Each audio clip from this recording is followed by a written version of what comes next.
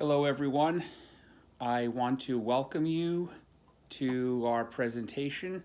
Just a few thoughts about managing grief through the holidays. And I am sitting here in my room in the rectory here at St. Paul Church in Ramsey. And I just wanted to begin this talk on managing grief through the holidays by making you laugh. So hopefully some of you have laughed because we certainly need to laugh this time of year and this year especially. Before I begin sharing my reflections with you, you may know, if you're a parishioner, you probably know that the priests here in St. Paul, that we are in quarantine. And so perhaps it's appropriate if I just begin with a little update. Father Hermes and Father Patrick both had symptoms that led to a positive diagnosis for COVID-19. As of this morning, they're both feeling much better, and they have no more fever, just a minimal cough. But because we all live together, the four of us, along with Father Paul, we all have to quarantine. And when you think of a rectory, you just have to sort of think of it a little differently. It's not really a home in a conventional sense. I like to think of a rectory as sort of like an apartment building where each resident has his own personal space.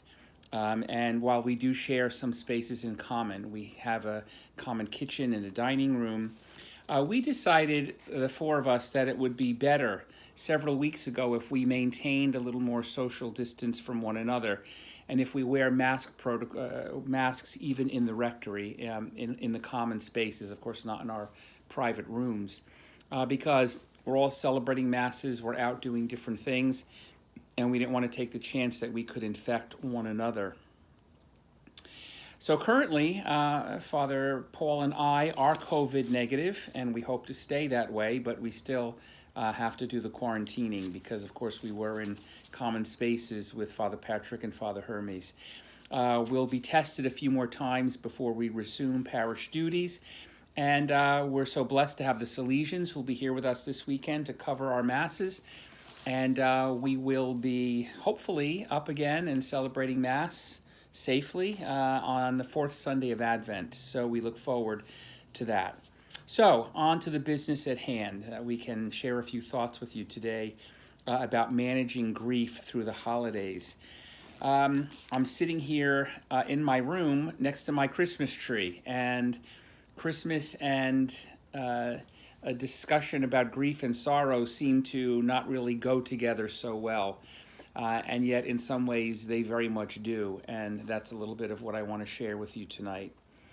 Elvis Presley often sang about a blue Christmas, right? He sang, "I'll have a blue Christmas without you." Why blue? Well, I actually did a little research on that myself. I wasn't sure. I discovered something interesting, that in the Western Christian tradition, there's a day in the Advent season that's often called the longest night. Well, you probably knew that. December 21st, the winter solstice, is the day with the fewest hours of sunlight. But it's also a time that the Advent wreath every year is beginning to glow a little bit more with its deep blue, purple candles glowing. And some parishes use a darker blue, some use a darker purple that's on the blue side. Both of them are colors that you would see in the morning sky when you get up very early in the morning, but way before the sun comes up, but the sky's no longer pitch black, but you can begin to see just the hint that that day is coming. That's the color of Advent, that dark blue, that dark purple color. And so the candles on our Advent wreaths around the winter solstice, December 21st, are glowing. More of them are glowing. So in the darkness of Advent, in the darkness of sorrow, there is a growing light. And so that day that has been called the longest night is also called, is the Blue Christmas.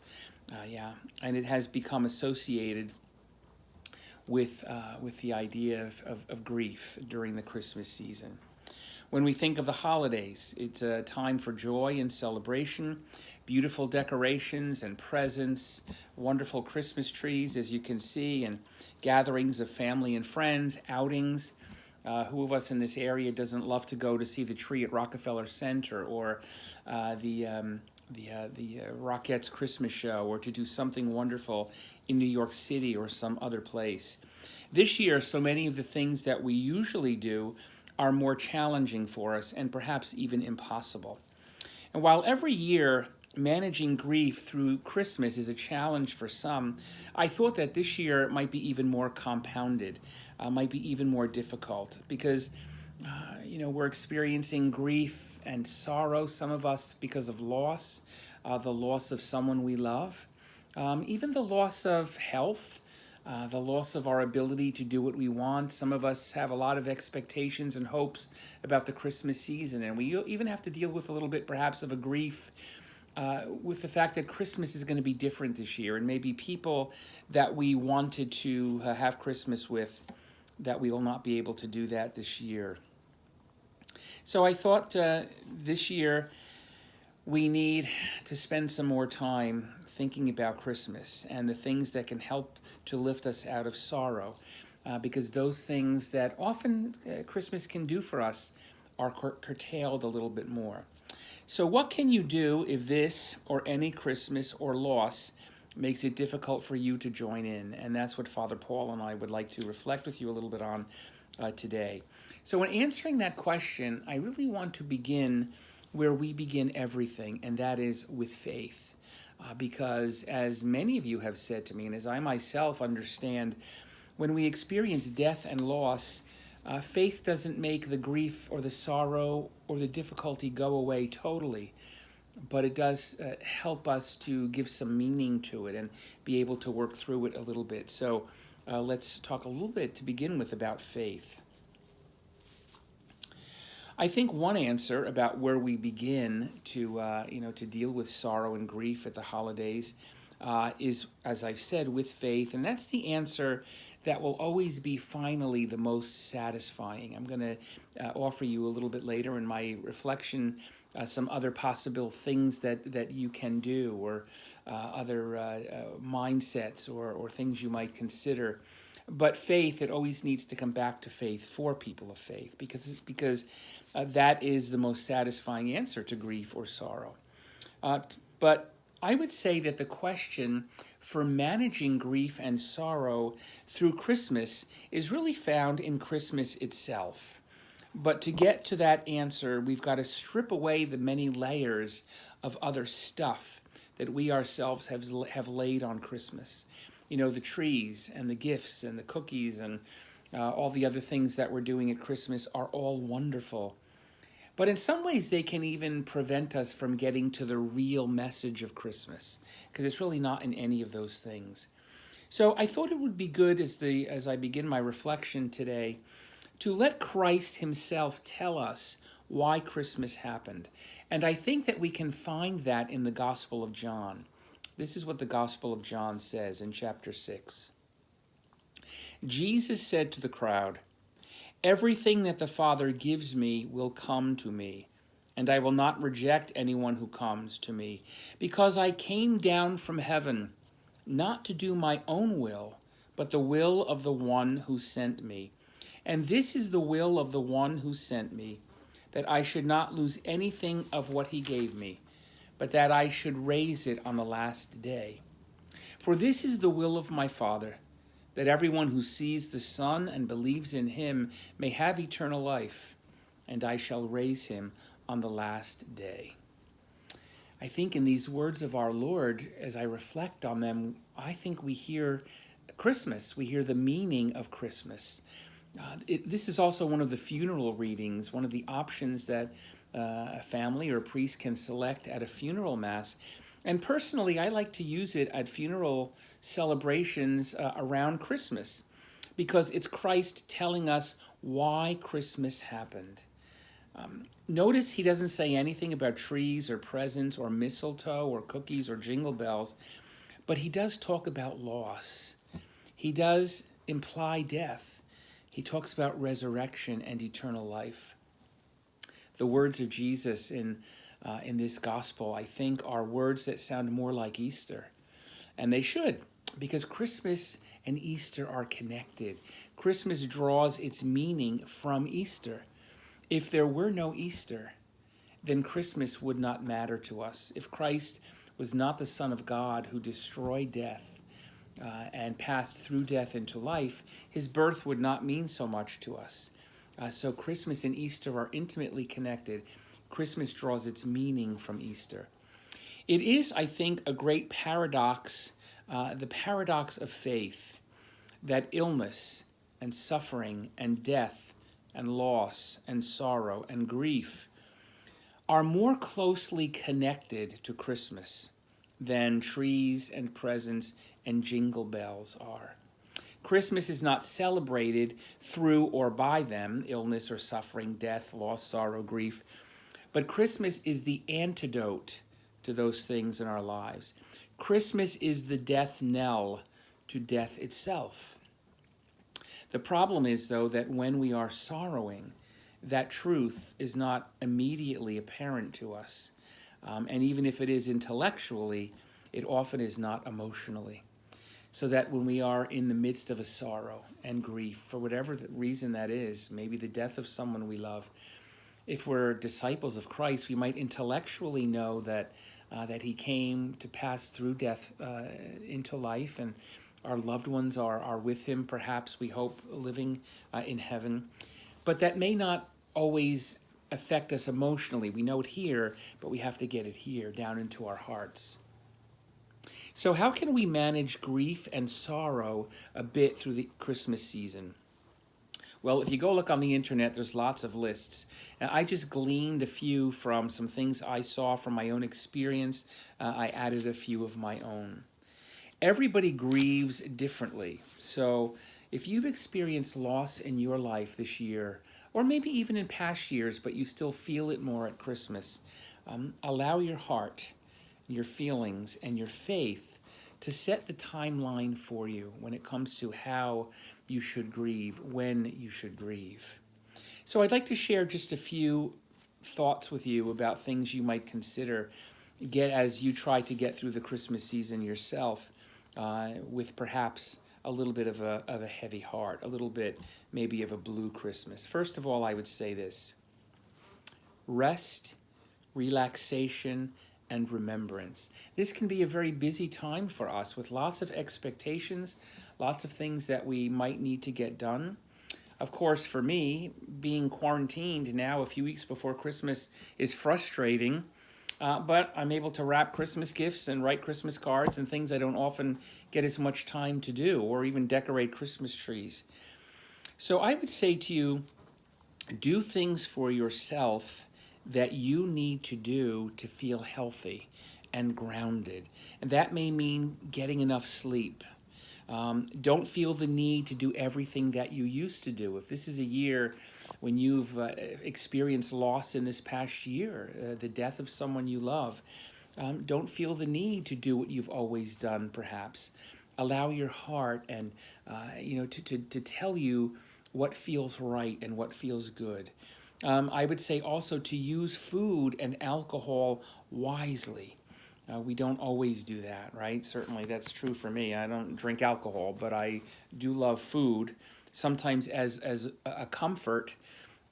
But food and alcohol can be great things that we experience at this season in moderation and appropriately, but we have to be careful not to use them as a way to deaden the sorrow, because that never works. So be concerned about your health, first of all, and do good things for your health. Let's start there. Second of all, I would say this: set reasonable expectations of what this season can be for you and communicate them to your family and friends. So maybe you can do some things, maybe the things that you always have done at Christmas. Now this person, maybe it's a spouse, maybe it's a child, maybe it's a parent, a best friend or something, another relative. Maybe you can do some things that you used to do. Maybe you used to do things with them or with as a group, your family. But this year, maybe you prefer to opt out of some things. You can communicate that and communicate it gently recognizing that the other people who love you are still there for you, and perhaps maybe trying to pull you out of your sorrow before you're ready. Build in times for remembrance, to remember your loved one, and especially prayer. I think prayer can be so helpful. And Mass. Now, it's a little difficult this year to come to Mass, perhaps, but that is the place where we really connect with people who've died. That is the portal, we might say, Holy Mass between heaven and earth. Also, take time alone if you need to. There might be times where you just need to rest or to be by yourself. Thirdly, I want to say this. It's okay to be sad. It's okay to opt out. It's okay to cry. Tears and even anger can be a great prayer. Sometimes the best prayers that we might pray would be prayers that we would pray that might be tears, or even prayers in anger. Anger at the person who's died, maybe anger at the situation, anger at God, anger at yourself. So those sometimes can be great prayers because they are just rooted in a raw emotion where everything else is stripped away. Sometimes there are other prayers, it can be we want to say pretty words or we want to follow a certain thing. But sometimes prayer in that kind of emotion is just a prayer that really comes from our hearts. Perhaps you've heard the story, and I've always loved the story of the woman whose little son was terminally ill, and he was in a Catholic hospital. And this mother prayed and prayed and prayed for her little son to recover, but he didn't, and he eventually died. And when the mother saw that her son died, after all of her prayers, she was angry at God. And as she was leaving the hospital, again, it was a Catholic hospital, leaving her son's body, her son's dead body in the hospital, as she was leaving, there was a statue of the Sacred Heart on the front lawn of the hospital, the Sacred Heart of Jesus. And crying and in just anger, she started taking dirt from the ground and throwing it at the statue of the Sacred Heart. She was just so angry at God. A security man who saw this whole thing, hospital security, went to stop her. But a nun, a religious sister who was part of the pastoral care team of that hospital, stopped the security guard and said to him, "Leave her alone, she's praying." So it's okay to give to God your tears and your anger and your sorrow, to give it to him and to trust that he hears you. The fourth possibility that I want to mention to you is you might perhaps during this season honor your loved one by a donation or a special gift. For example, you usually spend $50 on a gift for your loved one. Well, give that amount as a donation to a charity in their name. Maybe they had a favorite charity or some other charity. It's a way to be sure that your loved one's life still has meaning and still makes some kind of impact in this world. So you might consider that might be helpful for some of you. Another way to manage grief during a blue Christmas is, I would say, limit your time on social media. Now, technology has been very helpful for us during this pandemic, but it's not always helpful. Speaking for myself, there are times when I'm looking at Facebook and I'm constantly seeing photos of people enjoying themselves.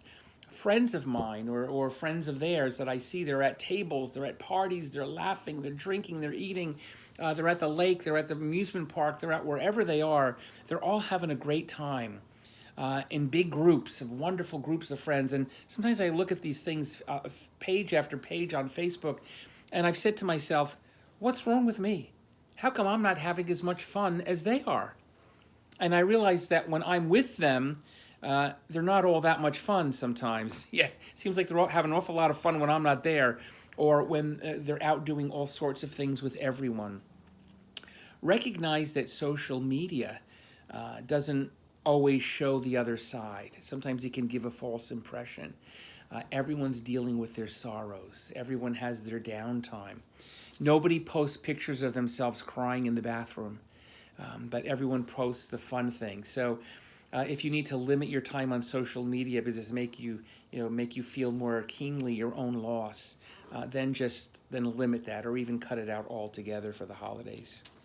Number 6, I would say this: don't feel guilty if you find yourself laughing or enjoying something. Moments of grace will break through even in the midst of sorrow. Moments of grace will break through, and that's good. That's a good sign. It shows that God is healing you. It doesn't mean you're forgetting the person, doesn't mean you don't love them anymore, but there needs to be healing that takes place. That's God's will for us, yeah? I think sometimes people often make the mistake of assuming that the amount they loved someone is in direct proportion to the amount they grieve. And that's not necessarily true. You don't have to keep grief. If you love the person more than anything, that doesn't mean you need to grieve, in this open wound for the next 30 years. There'll always be a part of you that will have some sorrow for people that we love who've left, right? But it doesn't mean that we stop loving them if we begin to enjoy life a little bit again. That's not a bad thing. That's a good thing. At a certain point, sorrow can be more about you than it is about the deceased person, right? I remember an aunt of mine when my uncle died and we walked into the funeral home. I was just a kid, but I always remembered it. As soon as she walked into the room and she saw my uncle, her husband, in the coffin in the front of the room, she screamed. His name was Carlo. She said, "Carlo, what have you done to me?" And I always remembered that. I thought about it as an adult, Grief is often about me. What have you done to me? So it's not really even so much always about the person who died. In faith, we can hope and pray they're in a better place anyway, right? But sometimes it's about us. What have you done to me? So we need to work through those kinds of feelings. It was St. Bernard who said, "Too much sorrow for the dead can either be the child of self-love or rash judgment." In other words, it's hard for our sorrow to heal because it's about me. It's about what you've done to me. It's about what am I supposed to do without you? Or rash judgment, meaning I've lost faith. So sometimes too much sorrow can be the child of those things, as St. Bernard tells us. Number 7, it's important to have support. And we know that, right? We don't want to isolate totally. While we may need moments where we're alone, we can't isolate totally. Friends or family members or even a bereavement group can be helpful. Here in our parish during this pandemic, we have not had our bereavement group up and functioning. But we hope to do that. So we're hoping in January, in the new year, that we will have a bereavement group, which may wind up meeting just through Zoom or something like that. But call in the new year or watch our communications. We hope to have something up and running for people who might benefit from an ongoing support group. And it's okay to recognize that you need professional help. God works through counselors when they're good. He works through physicians. He works through spiritual partners and spiritual guides. So it's not a sign of weakness to say, I need help. I need someone to help me through this time. And then maybe you'll be able to pay it forward, right? There was an author, a famous Catholic author, Henry Nouwen, who wrote a book called The Wounded Healer. And the premise of the book, you can tell by the name of the book, that the areas in our lives in which we are wounded often can be the areas precisely that where we can help others to heal. So if you've experienced sorrow and you need help getting through that, well, maybe a year or 2 or 5 or 10 years from now, you might be able to help someone else by sharing your own experiences. Number 8, how do we kind of get through a blue Christmas? If you think it will be helpful, and I admit this may not be helpful for everyone, it is for me, but it may not be for everyone. It may not be part of your family tradition or your personal traditions. It is for me. Visit the cemetery. If there's a place where you can go, a columbarium, a mausoleum, or a cemetery, even decorate it. Put a grave blanket or something like that. I have found in my life, I found that to be very helpful. I have long ago given up the idea that cemeteries are spooky or sad, macabre or depressing. I used to think that when I was younger, but I no longer believe that now. Cemeteries are beautiful places of love and beauty and memory and hope. Think about when Christ comes again, and that's what we're remembering in Advent, right? What does our faith tell us? That the people who've died will rise out of their graves and will be reunited with our bodies. Can you imagine when that happens? That cemeteries will be the places of great parties. Imagine when all these people rise again and death is finally conquered. Cemeteries, I just think New Year's Eve in Times Square will be nothing. It'll be like sitting in a library compared to what cemeteries are going to be like on that last day when Christ comes again. How beautiful that will be. Cemeteries will be places of hoot and holler parties, the likes of which the world has never seen, because Christ has come again and death is finally vanquished, and we are all together in eternity. That will be a wonderful time. Number 9, I would say don't judge this Christmas based on past ones. And I would say that not just for people who are grieving a loss this year, but people who might be grieving the loss of Christmas this year. I feel a little temptation to that myself, that, I can't do the things that I want to do. I can't see the people I want to see. There's a little part of me that's sort of like, let's just get past Christmas now. Let's just get into the new year. Let's get a vaccine. Let's just move forward, and maybe next Christmas will be better. But that would be to not reverence or recognize God in the present. Find the grace in this year. Maybe this year, more than any year, will be the time to see Christmas in a different way, to find God in a different way. All those things that normally are part of Christmas stripped away, so that we can see what it really is about. And it really is about Christ, who is with us through loss and sorrow. The last point I want to make is this: allow sorrow to break in when it does, and allow joy to break in when it does, as you go through these days of the Christmas season. I have an aunt who always cries whenever she hears the song Silent Night. I remember a number of years ago sitting in the car with her and my mother. We were going to a movie. She was in the back seat, and I put on Christmas music because I thought that would be really festive and wonderful. And all of a sudden, Silent Night came on, and she said, "Turn it off, quick, turn it off." I said, "Aunt Helen, why?" She said, I can't take listening to that song. It's too sad." And I thought to myself, she's really not reacting to the song itself. There's really nothing sad about the song. The lyrics and the music are very beautiful. But there's something in that song that touches her memory, and the beauty even of that song and what it says. The profound beauty of Christ born touches something in her soul, and maybe in the souls of many of us. But it also can bring us back to memories, right?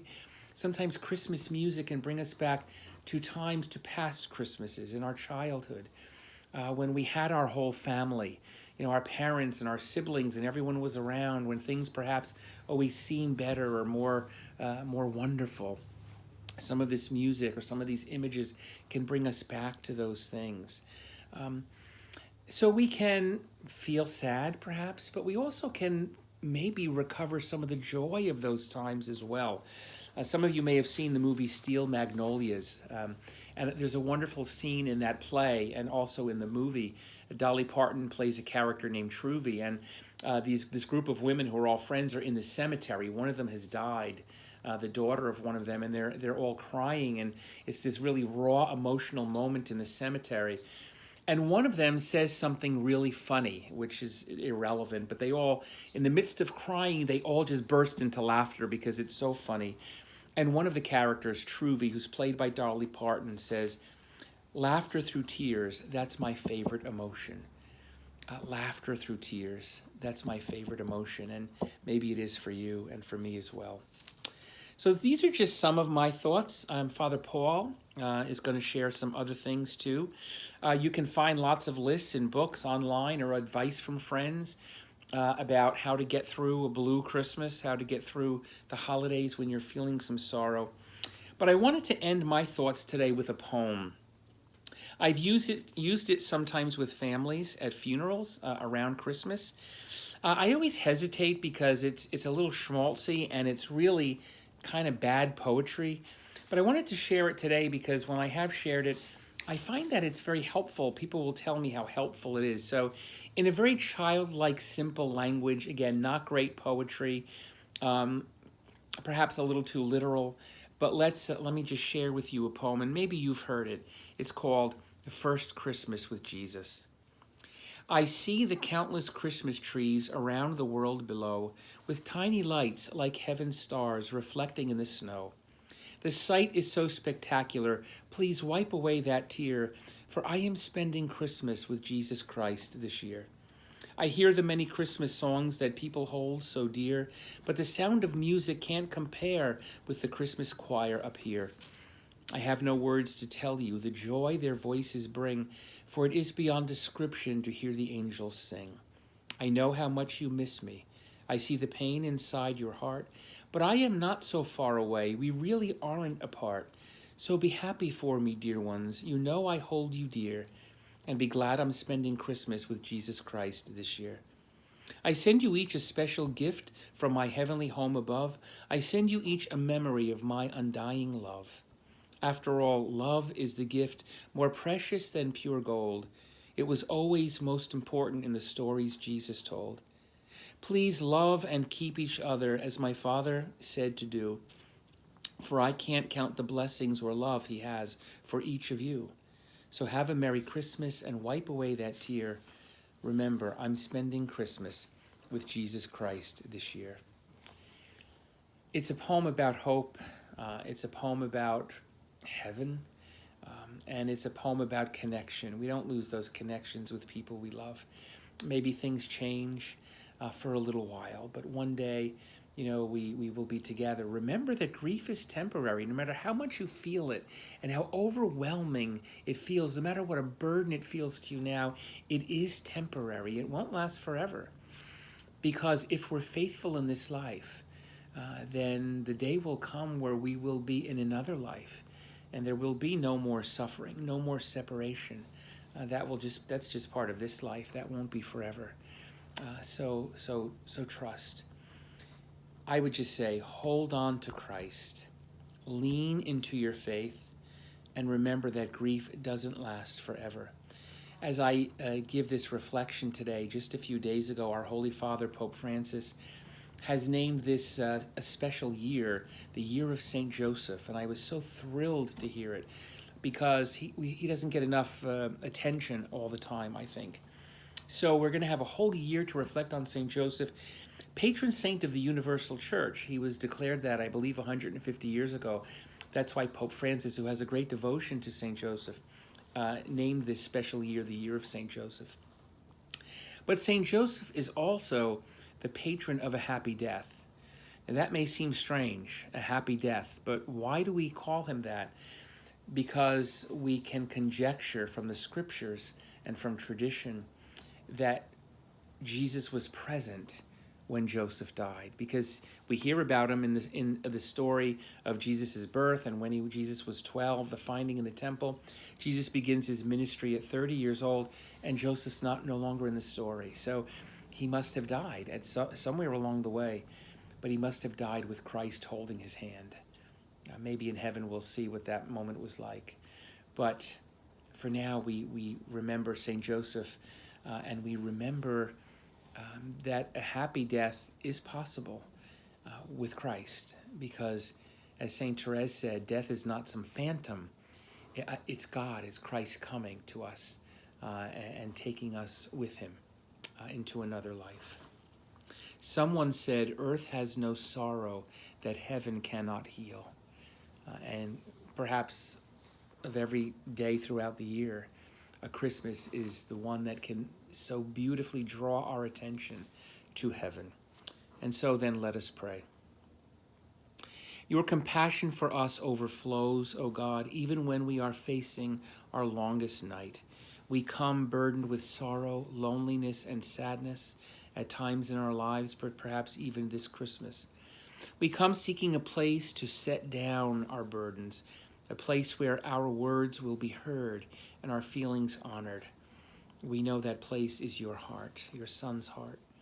We need a place where we can drop our masks of good cheer and our tears can flow freely and our faces can wear the cares of all that we are carrying. Be among us, O God. Let your compassion heal us in this moment. Comfort us, strengthen us, care for us. Help us to remember that you are a God of joy. Joy because death is vanquished and Christ has conquered it. Help us to have faith in your Son who came so that we might have life and have it to the full forever. We ask this through Christ our Lord. Amen. And to all who are here, I say as best you can, have a Merry Christmas.